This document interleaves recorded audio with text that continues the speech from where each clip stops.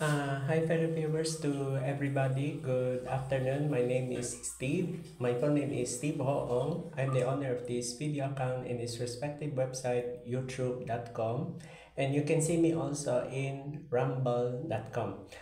Both of these websites has its own app. YouTube has its own app. Rumble has its own app. Okay. By the way, my next necrological video is very significant here in the Philippines. Same as usual before, I will be using two languages, English and Filipino, which is the official language, Tagalog. I'm using both languages because this cannot be used as one dialect. It cannot be used as one dialect. English at saka Tagalog po ito at the same time kasi hindi ito pwede isang dialect lang kasi makakaroon ng kalituhan. Okay. Okay, so to all fellow viewers and listeners all over Philippines, and for those who are OFWs or outside Philippines na nakatira sa ibang bansa, magandang hapon po. Ako po si Steve Hoong, ang pinakasikat na world's famous necrologist. Yes, ako po yung in terms of digital age. Kasi ang ibang necrologist yung more on handwritten pero wala silang video account. Ito, kasi dahil sa digital age, meron video account. Okay. By the way, itong mga nangyayari past few months, days, and this consecutive year, 2025 is not good. Hindi na to nakakatawa at napapansin ko itong mga namamatay, puro mga veteranong actress at actor. Ito siya, Filipino actor and at the same time director.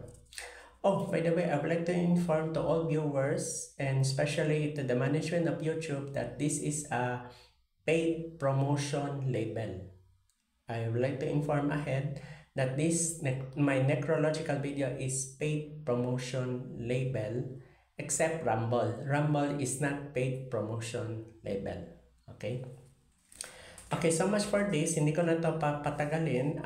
This is about Filipino actor Ricky Dabao who just died May 1, 2025. May mga ibang version na namatay daw May 2. So, ibang version na naman.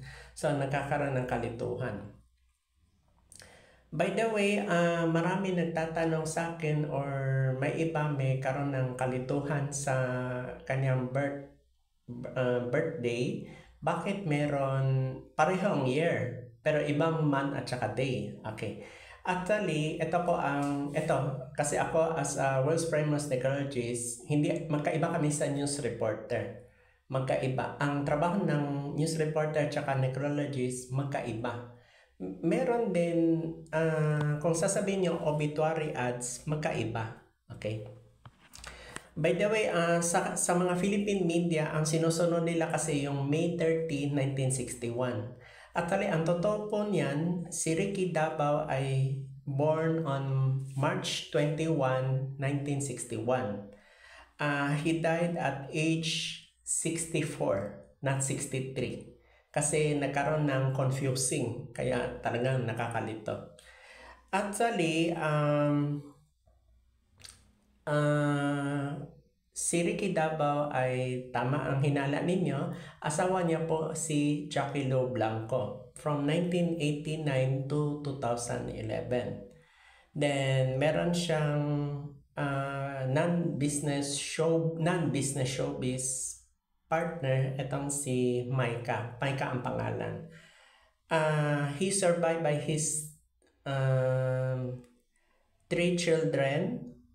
One is Kenneth, the eldest. Then 2 daughters, Ricky May at Arabella, yung bunso. Anak nila ni Jackie Lo Blanco. By the way, mother-in-law niya po si yung Asia of Queen Songs, Pilita Corrales. Yung nakikita ninyo sa Tanghalan ng Kampiyon, yung partner ni Bert Marcelo, yung sa GMA 7. Yan po ang mother-in-law niya.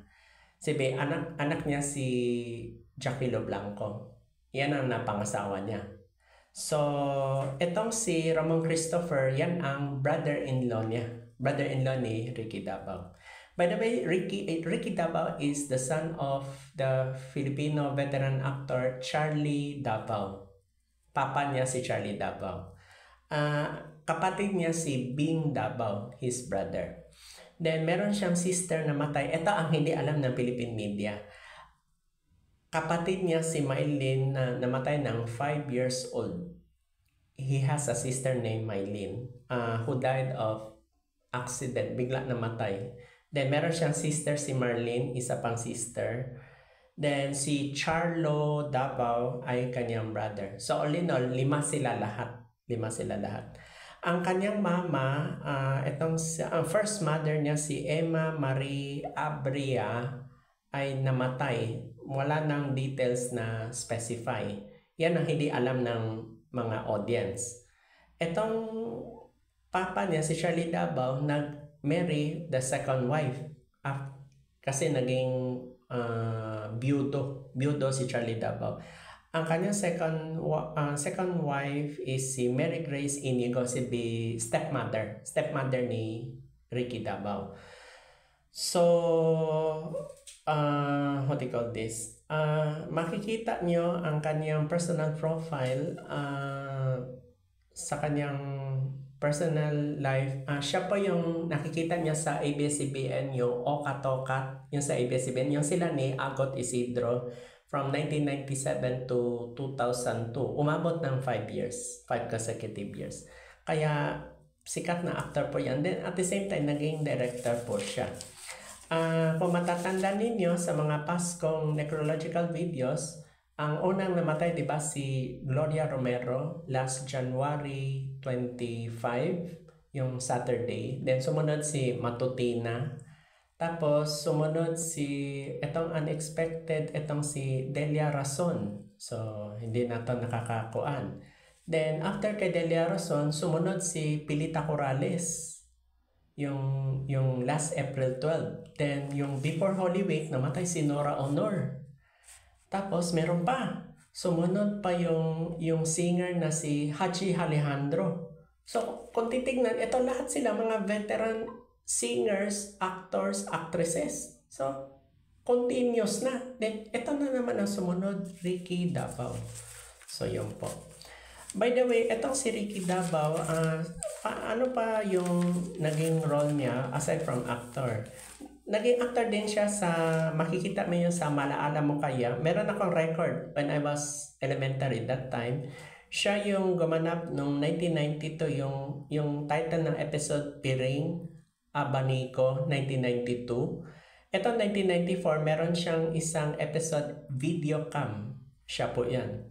Then, meron sila ni Jackie Lo Blanco na episode, maalala mo kaya siya, ang role ni Ricky Dabao, kuan siya, yung parang, meron siyang restaurant, then si Jackie Lo Blanco, nurse, na nag-abroad sa Amerika, tapos nag-antay siya, pero ending sila nagkatuluyan.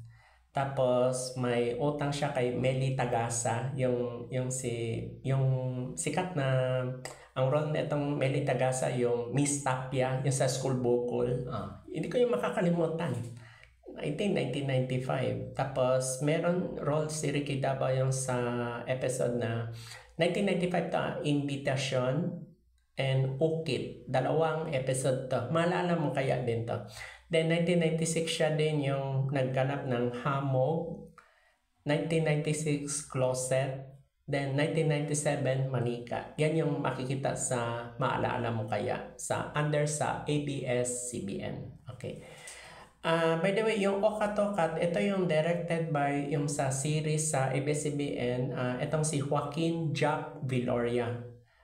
Sila ni Agot Isidro, Dieter Ocampo, Mark Solis, nandun din si Carmina Villarruel, yung asawa ni Soren Legaspi, nandun din. Then, Alessandra De Rossi, nandun din. Kasama din siya. And of course, nandun din si Paulo Contis. Bata pa si Paulo Contis that time. So, yun, hindi yung makakalimutan. Then, nandun din si Jericho Rosales. Yan ang kuan ko sa inyo, masasabi. Then, meron siyang awards na natanggap sa 2013. Itong first ASEAN International Film Festival Award, siya naging juror that time, 2013. Then 2019, meron siyang Pinoy Playlist Music Festival, itong si Ricky Davao. Then meron silang movie ni Jackie Do Blanco, yung after their separation, nagka-reunite sila sa on-screen via anthology. Itong I Can See You alternate, where they acted as husband and wife, si Ricky Davao at si Jackie Do Blanco. So napaka-importante itong sinasabi ko. Ang kanyang educational background ay siya po ay nagtapos sa Mapua Institute of Technology with a degree of Industrial Management Engineer. So yun na po ang masasabi ko. Meron ako mga sasabihin, mga selected movies na na-perform niya. At least marami siyang na-perform movies. Ang matatandaan ko lang yung 1989, yung Eagle Squad, yung sila ni itong Senator Robin Padilla, Senator Jinggoy Estrada. Sila yung mga police squad. Tapos ang head pa nila yung si Paquito Diaz, tapos yung major nila yung si Ernie Zarate, yan. Nandun din si Julio Diaz, yan, hindi ko yung makakalimutan. Tapos ang gangster pa si Jimmy Pabricas, tapos ang kwan niya, kakonsyaba si Bamber Moran. So yun, hindi ko yung makakalimutan. Maraming cast of characters yun sa Eagle Squad. That is 1989. Nandun pa nga si yung dating Vice Mayor ng Makati, si Edo Manzano. Part din yan siya. So yun. Then sa 1995 na movie Acero, yung sila ni Cesar Montano, tapos sila pa nga ni Jelly de Belen yung news reporter. Ang role ni Jelly de Belen that time yan yung si Vivian, yan ang Then andun pa yung mama niya, si Sita Astals, yan yung Vivian's mother. Tapos si Bebo Rocco at si Altantay, yung malaki na sila ni Cesar Montano, yung sila basagulero, kriminal, parang mafia. Tapos ang gangster pa nga si Lito De Gaspi. So grabe talaga itong movie na ito. Ang role ni Ricky Davao doon sa 1995 movie Acero, ang role niya is pare. Siya si Father Narding. Yan ang role niya. Then 2016 may movie sila ni Nora Honor, yung dineclare sa Philippine government na national artist ni former President Rodrigo Roa Duterte. Ang title sa movie 2016 itong Cabecera.